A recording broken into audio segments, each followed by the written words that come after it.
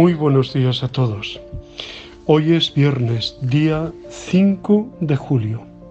Es primer viernes de mes. Y como todos los viernes, pues es recuerdo de la pasión y muerte del Señor. Estamos en el tiempo ordinario. Es verdad que está todavía muy cerca y reciente la memoria de la Pascua, pero eso no quita para que meditemos y profundicemos en el amor de Dios. Me amó y se entregó por mí.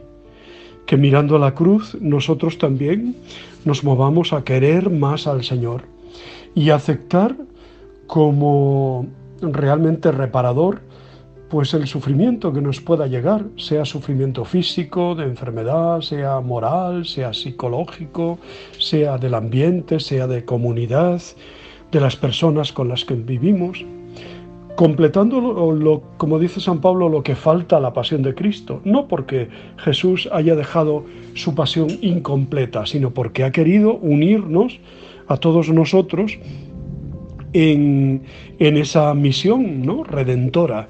Y eso que podemos hacer, pues no lo dejemos pasar de balde. Es verdad que aquí estamos en vacaciones, eso no quita, ya digo, para que profundicemos en la pasión y muerte del Señor. Primer viernes también dedicado al corazón de Jesús, como todos los primeros viernes de mes, ¿no? Y con ese valor, ya digo, reparador que debe tener toda nuestra vida. Y aquí el corazón que tanto ama al hombre y que por contra solo recibe desprecios, como decía Jesús a Santa Margarita María de Alacoque. El Evangelio de hoy es el Evangelio de la vocación de Mateo. Mateo 9, del 9 al 13. Es una vocación muy significativa porque Jesús elige a un publicano, o sea, a un recaudador de impuestos al servicio de Roma, la potencia ocupante.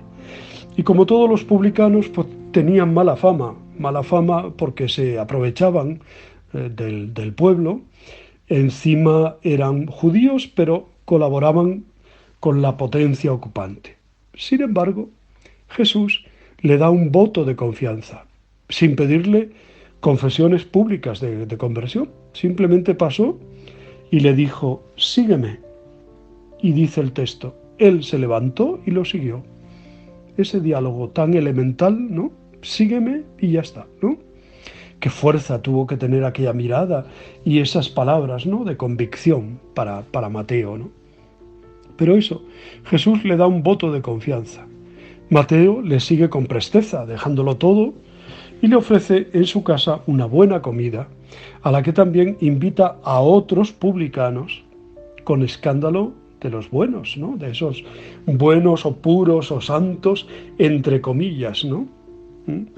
A veces pagados de sí mismos y llenos de soberbia.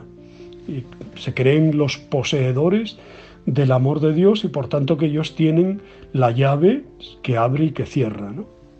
Es la ocasión para que Jesús pueda expresar la finalidad de su misión. No he venido a llamar a los justos, sino a los pecadores. ¿Hubiéramos llamado nosotros, si se nos hubiera consultado, a un recaudador de impuestos como apóstol y testigo del Evangelio, o como miembro de nuestro grupo de trabajo? ¿Aceptamos a personas que quizá han tenido, pues un error en su vida o algo, pues que cometieron a lo mejor en juventud? ¿Somos capaces de dar un voto de confianza? Jesús sí. Él le convirtió de publicano en apóstol. ¿Cómo somos nosotros? Tal vez intransigentes, puritanos, como los fariseos. Id y aprended, dice el texto, id y aprended lo que significa misericordia quiero y no sacrificios. ¿Somos capaces de dar un margen de confianza a los que tienen mala fama? Jesús se lo dio a Mateo y él respondió plenamente. Y gracias a él hoy tenemos el Evangelio que lleva su nombre. Y generaciones han conocido el Sermón de la Montaña, que lo trae Mateo, y la sorprendente noticia de las bienaventuranzas y tantos discursos y parábolas de Jesús.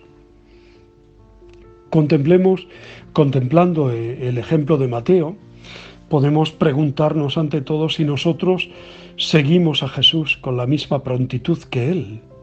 Sígueme, y Él se levantó y lo siguió. Y si somos evangelistas, anunciadores de buena noticia, sembramos un poco de esperanza a nuestro alrededor.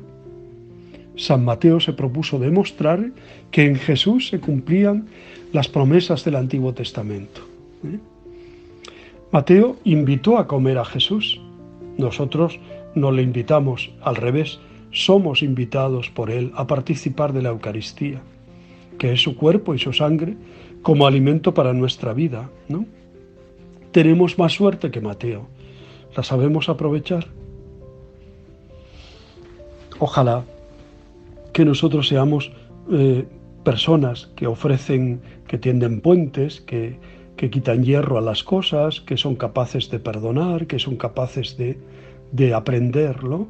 Lo que significa misericordia, quiero, y no sacrificios, ¿no?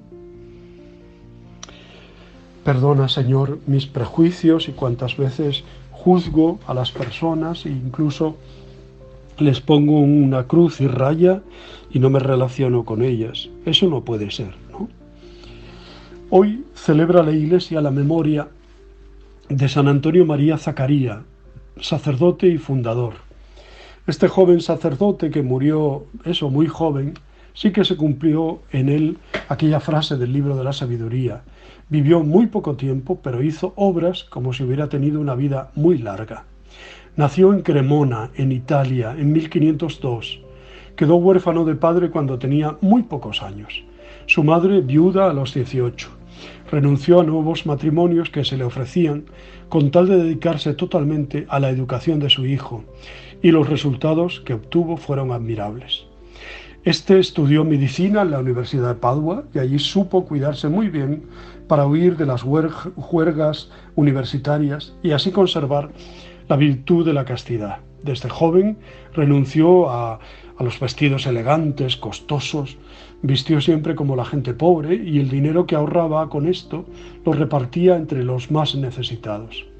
A los 22 años se graduó de médico y su gran deseo era dedicarse totalmente a atender a las gentes más pobres, la mayor parte de las veces gratuitamente, y aprovechar su profesión para ayudarles también a sus pacientes a salvar el alma y ganarse el cielo. Pero unos años después, sus directores espirituales le aconsejaron que hiciera también los estudios sacerdotales, y así logró ordenarse de sacerdote. Así fue doblemente médico de cuerpo y de alma. San Antonio María Zaccaria tuvo siempre desde muy pequeño un inmenso amor por los pobres. Ya en la escuela volvía a veces a casa sin mochila, sin saco, porque lo había regalado a algún pobrecito que había encontrado por ahí tiritando de frío.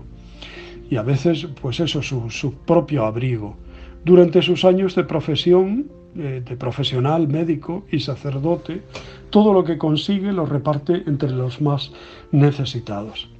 Se trasladó a Milán, la ciudad de mayor número de habitantes en Italia, en aquel momento, porque en esa gran ciudad tenía más posibilidades de extender su apostolado a muchas gentes. Y allí, por medio de la hermana Luisa Torreggi, fundó la comunidad de las hermanas llamadas angelicales, nombre que se les pusieron porque su convento se llamaba de los Santos Ángeles. El fin de esta comunidad era preservar a las jóvenes que estaban en peligro de caer en vicios y redimir y volver al buen camino a las que ya habían caído. Estas hermanas le ayudaron muchísimo a nuestro santo en todos sus apostolados. Luego, con otros compañeros, fundó la comunidad llamada Clérigos de San Pablo, los cuales, por vivir en un convento llamado de San Bernabé, fueron llamados también los padres bernabitas. Esta congregación tenía por fin predicar para convertir a los pecadores, extender por todas partes la devoción a la pasión y muerte de Cristo y a su Santa Cruz, y esforzarse lo más posible por tratar de obtener la renovación de la vida espiritual y piadosa entre el pueblo, que estaba muy decaída y relajada. Estos religiosos hicieron tanto bien en la ciudad y sus alrededores que unos años más tarde San Carlos Borromeo, el gran arzobispo de Milán, dirá de ellos: son la ayuda más formidable que he encontrado en mi archidiócesis. San Antonio María Zaccaria sentía un gran cariño por la Sagrada Eucaristía, donde está Cristo presente en su cuerpo, sangre, alma y divinidad.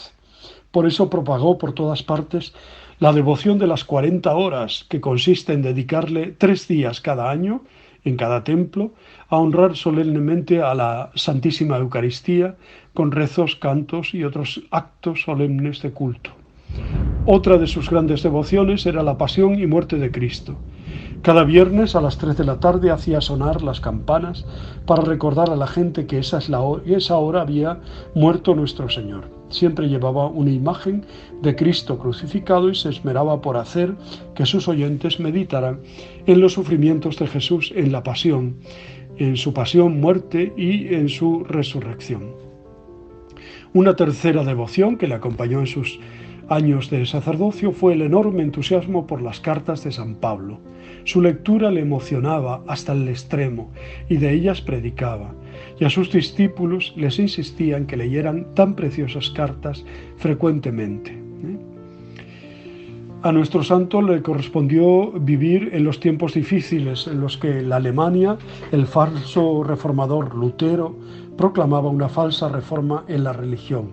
Sin embargo, en Roma y sobre todo en España, San Ignacio y sus jesuitas empezaban a trabajar por conseguir una verdadera reforma de la Iglesia. Bueno, podríamos hablar más largamente de San Antonio María Zaccarías, decir que siendo aún muy joven sintió que le faltaban las fuerzas, se fue a su casa, a la casa de su madre, y en sus brazos murió el 5 de julio de 1539. Tenía apenas 37 años, aunque había hecho muchísima labor. El Papa León XIII lo declara santo en 1897. Nosotros le pedimos a San Antonio María Zaccaria que pida al buen Dios para que la Iglesia Católica se renueve día a día y no caiga nunca en la relajación y que no se enfríe nunca en el santo fervor que nuestro Señor quiere de cada uno de nosotros los creyentes. Yo os abrazo y os bendigo en el nombre del Padre, del Hijo y del Espíritu Santo. Os quiero.